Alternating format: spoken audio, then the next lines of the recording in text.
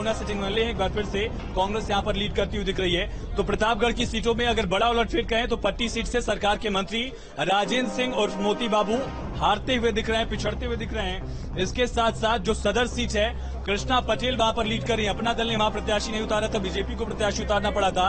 अपनी मां के खिलाफ अपना दल एस की तरफ से कोई प्रत्याशी अनुप्रिया पटेल ने नहीं उतारा था। इसके बाद बीजेपी ने ये सीट ली और बीजेपी के प्रत्याशी को यहां पर पिछड़ता हुआ देखा जा सकता है। राजा भैया की जो 2 सीटें अपने आप में कुंडा से लगातार विधायक बनते रहे हैं और 6 से 7 बार के विधायक हैं। साथ साथ कुंडा से सटा हुआ बाबागंज का इलाका, जहां राजा भैया का प्रभाव देखा जाता है, सुरक्षित सीट है शायद अगर ये कहा जाए तो। यहां से विनोद सरोज सोनकर एक बार फिर से जनसत्ता दल के टिकट पर इस बार लीड कर रहे हैं।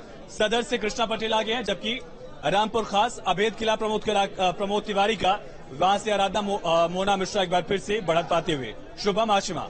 बिल्कुल, और लगातार जहां न्यूज रूम से आयुष हमें अपडेट दे रहे हैं, तो वही रुझान जिस तरह से सामने आ रहे हैं ये आप अपने टीवी स्क्रीन पर देख रहे हैं। उत्तराखंड की बात करें तो कहीं ना कहीं शुभम, आम आदमी पार्टी का खाता यहां पर खुल गया है। आम आदमी पार्टी का खाता खुलता दिख रहा है और एक सबसे बड़ी बात यह है कि दिल्ली के बाद पंजाब और अब उत्तराखंड, तो क्या धीरे धीरे इस तरीके से अगर चलता रहा तो राष्ट्रीय पार्टी भी बन सकती है आम आदमी पार्टी। संजय जी हमारे साथ बीजेपी प्रवक्ता इस तक जुड़े हुए हैं। संजय जी, उत्तर प्रदेश की इस रैली को देखते हुए मुस्कुराहट बढ़ती जा रही होगी आपकी? निश्चित रूप से भारतीय जनता पार्टी को जिस प्रकार से विश्वास था, मुझे लगता है कि ये टैली धीमे धीमे उसी तरफ बढ़ रही है।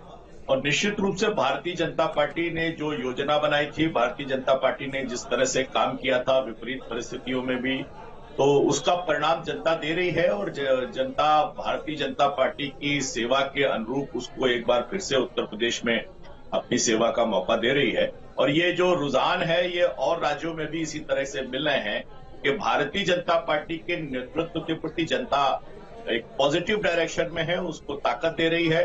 तो ये देश की राजनीति में भी एक परिवर्तन का सूचक है। उत्तर प्रदेश जैसे राज्य में जहां बिल्कुल संजय जी आप बने रहिए, बीच में रोक रहे हैं, माफ कीजिएगा। सीधा न्यूज रूम का रुख करते हैं। आयुष, क्या कुछ बड़ी खबर गोरखपुर से?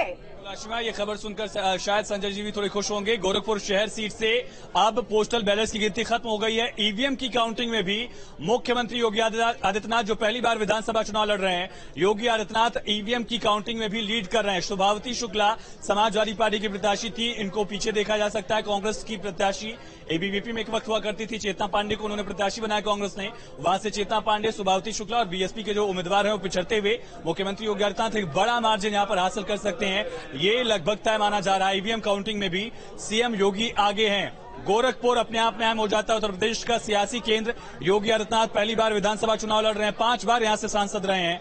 और न सिर्फ गोरखपुर बल्कि आसपास के जो पूरे इलाके हैं वहां पर भी योगी आदित्यनाथ की साख एक तरह से कहा जाए दांव पर है।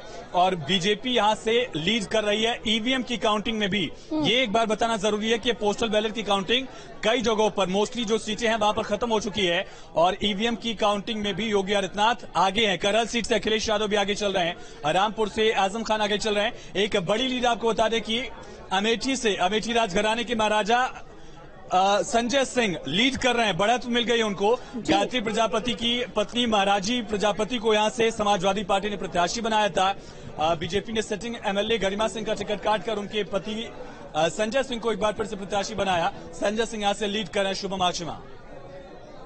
बिल्कुल आयुष, बने रहिए। तो आपको ब्रेकिंग से अपडेट करा दी, करहल सीट से अखिलेश यादव आगे चल रहे हैं, तो वही गोरखपुर से ये बड़ी अपडेट मिल रही है। ईवीएम में काउंटिंग में भी जो मुख्यमंत्री योगी आदित्यनाथ है वो आगे चलते नजर आ रहे हैं। सहारनपुर नगर की बात करें तो यहां पर भी बीजेपी लीड करते हुए, और अब 150 से ये आंकड़ा जो है 160 पहुंच गया है, तो 150 के पार ये जो है बीजेपी यहां पर करते हुए नजर आ रही है। तो गोरखपुर से बड़ी खबर आपको दे दें कि ईवीएम काउंटिंग में सीएम योगी आगे चलते हुए। करहल सीट की बात करें तो यहां पर अखिलेश यादव ने जो है वो मोर्चा मारते हुए नजर आ रहे हैं, शुरुआती रुझानों में ही वो आगे चलते नजर आ रहे हैं। सहारनपुर की बेहद की बात करें तो यहां पर बीजेपी लीड करते हुए तो लगातार अपडेट दे रहा है शुभम। और जिस तरह के भी फिलहाल शुरुआती रुझान देखने को मिल रहे हैं, और अब 150 का आंकड़ा उत्तर प्रदेश में पार करती नजर आ रही है। बीजेपी 165 पर पहुंच चुकी है।